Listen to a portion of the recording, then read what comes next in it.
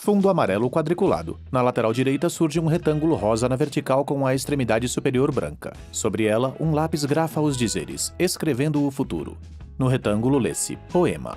Nuvem amarela na diagonal com um quadrado verde. Dentro dele, em letras brancas, a pergunta: como organizar um slam na escola?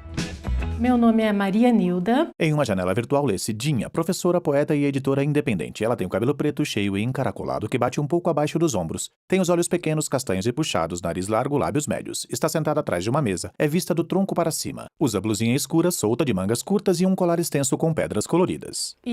Mas eu sou conhecida como Dinha porque esse é o meu nome de poeta e também de editora independente. É assim que eu assino as minhas próprias obras literárias. No canto superior esquerdo, dentro de uma janelinha virtual, se lê poema. O slam é um tipo de competição de poesia. Ele não é, como algumas pessoas podem imaginar, uma competição de poetas, porque, muito pelo contrário, ele tem uma característica bastante solidária aqui no Brasil. Ele é um gênero muito promissor, no sentido de que ele traz novas possibilidades de escrita, então ele é promissor do ponto de vista da estética enquanto texto escrito. E ele é promissor também do ponto de vista dos eventos literários e das performances teatrais, porque o slam é um pouco disso, ele mistura Os termos citados por Dinha surgem sobre fundo laranja.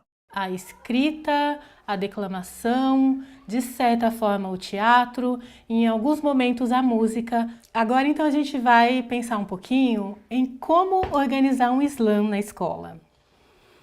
Bom, a primeira coisa é que a gente tem que se atentar a 3 regrinhas básicas.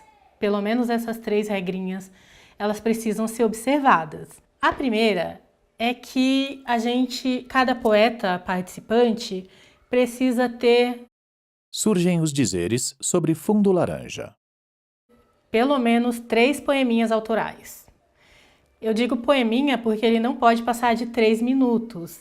Então é importante se atentar a essa regra inicial.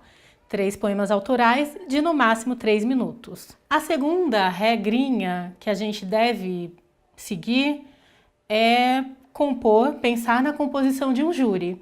Como esse júri pode ser composto? Surgem os dizeres. Segunda regra. Júri pode ser composto por diferentes pessoas, até quem nunca participou de um slam. Geralmente, ele é composto pela própria plateia, muitas vezes por pessoas que nunca estiveram por lá, naquele slam especificamente, ou que não sabem o que é um slam. E aí, tem o trabalho de explicar como funciona, para que as pessoas não deem nota 10 para todo mundo e realmente façam uma avaliação um pouco mais focada. A gente tem que lembrar, na verdade, que as pessoas tendem a formar panelinhas. Então, por exemplo, se a gente vai fazer um slam com uma turma específica, sei lá, 5º ano B, então que tal convocar alunos e alunas do 5º ano C ou do 7º ano para compor esse júri, porque assim a gente evita os favoritismos e evita também, na medida do possível, que as pessoas fiquem com dó e não façam uma avaliação tão objetiva. Bom, e por último, não é exatamente uma regra, é mais uma orientação para quem vai puxar esse bonde do slam na escola. É assim, a gente precisa pensar em 2 pessoas como apoio. Lê-se. Terceira regra. 2 pessoas de apoio. Mestre de cerimônia e contabilizadora de notas. Uma delas vai fazer inscrição dos e das poetas, a outra vai ficar responsável pela contabilidade do evento. Então, alguém vai se fazer de mestre de cerimônia, inclusive recolhendo as inscrições e apresentando as poetas e os poetas, ali na ordem sorteada de repente. A ordem não tem tanta importância, pelo menos a ordem inicial. E aí a segunda pessoa, ela vai cuidar de anotar todas as notas que foram recebidas. Então, a dica é criar um quadro. Surge a imagem de uma planilha dividida em 4 colunas e 4 linhas, sendo o júri na vertical e os participantes na horizontal, entre eles as notas e total na última linha. Com o nome de todas as participantes e os participantes e o nome de cada jurado. Então a gente forma aquele quadrão tipo stop, coloca o nome das pessoas, nome dos jurados aqui e vai anotando as notas. Isso é super importante, porque tem uma parte que é matemática, que é você vai precisar observar em cada apresentação e nas notas que foram atribuídas, a gente tem que perceber, tem que notar qual foi a maior nota e qual foi a menor nota. Essas notas elas são eliminadas. E sim, essa sim costuma ser uma regra. Lê-se, as notas mínimas e máximas são eliminadas, as outras são contabilizadas. Então, eliminando essas notas de pontas, a pessoa responsável por essa contabilidade vai somar e no final a gente vai saber então quem é que passa para a próxima rodada e quem será eliminado ou eliminada. No trabalho na escola, a gente vai precisar fazer adaptações e as regras elas são para orientar, elas não são uma camisa de força, exceto o fato de os 3 poemas serem autorais e não poderem ultrapassar 3 minutos. O principal aspecto que a gente deve levar em conta quando decidir trabalhar com o Islã na sala de aula é prestar atenção nas nossas turmas, fazer aquele trabalho básico que é de diagnóstico. Quem é essa turma? Quem são essas pessoas com quem eu vou trabalhar? A pergunta surge sobre fundo laranja.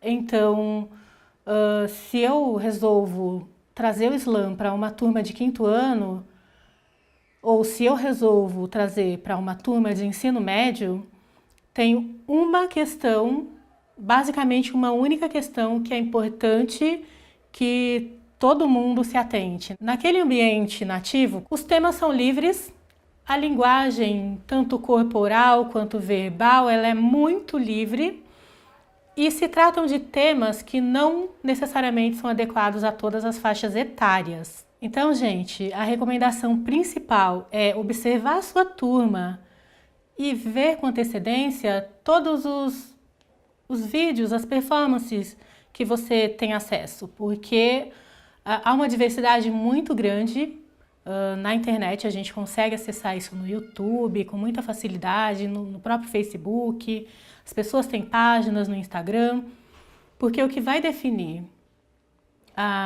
o que é melhor para a sua turma não é necessariamente o tema. A gente pode tratar de questões como racismo, machismo, luta de classes, bullying, sexualidade, o que for pertinente, o que for necessário dentro aí do universo com o qual vocês estão lidando. O problema é quando a linguagem não é adequada. O problema geralmente não se situa no tema, mas na linguagem. Por isso a pesquisa é tão importante e aí no momento da seleção, basicamente o que a gente deve usar é o que a gente usa no dia a dia, que é a sensibilidade e a sensatez.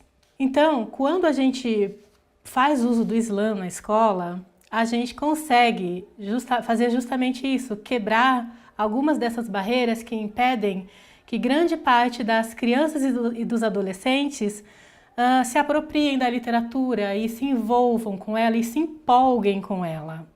O Islã, ele tem essa grande capacidade de fazer com que tanto quem produz quanto quem recebe, é público, todas as pessoas envolvidas, elas conseguem se empolgar, justamente por causa da dinâmica de competição. Enfim, a gente precisa sempre pensar que para que alguém se apaixone pela literatura, é preciso antes que alguém faça a apresentação, as devidas apresentações. Não é possível a gente se apaixonar por algo que a gente não conhece. E o Islã, ele faz essa apresentação de uma forma muito magistral, porque traz a vivência cotidiana dos jovens e das jovens, traz temas atualíssimos e tem uma um jeito de apresentar tudo isso de uma forma extremamente apaixonada. E paixão por literatura, ao menos, é contagioso. Lê-se. A paixão pela literatura é contagiosa. Ela é contagiosa. Levar o Islã para a escola pode ajudar e muito na escrita de poemas. E aí tem várias questões aí envolvidas. E uma das mais importantes é que quando a gente traz o Islã para a escola, a gente leva poetas vivos.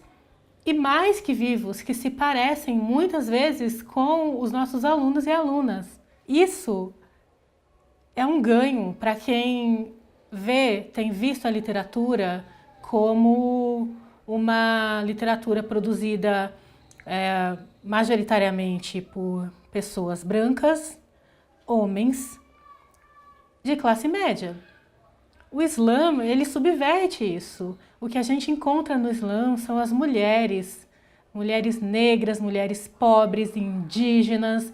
A gente encontra pessoas trans, a gente encontra gente de todos os lugares do mundo com diferentes sotaques, com diferentes idiomas. E essa identificação, ela permite que as crianças e os adolescentes produzam poesia e poesia de qualidade. Bom, por enquanto é isso. Eu espero que vocês tenham gostado, espero que esse material seja bastante útil para vocês e eu vou ficar aqui torcendo para que a potência do Islã reverbere nos poemas produzidos por vocês todos e todas. Créditos finais. Iniciativa Itaú Social. Ministério da Educação, Pátria Amada Brasil, Governo Federal. Coordenação técnica, Sempec Educação. Parceria, Fundação Roberto Marinho. Futura, Undime e Concede.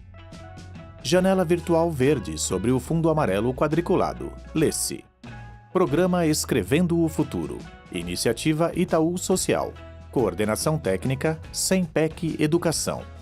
Captação e finalização audiovisual, Gerarte Comunicação. Vira-lata pós-produção. Trilha musical, We Made Reed Mattis. No Copyright Audio Library NCALIB. Conteúdo acessível de audiodescrição.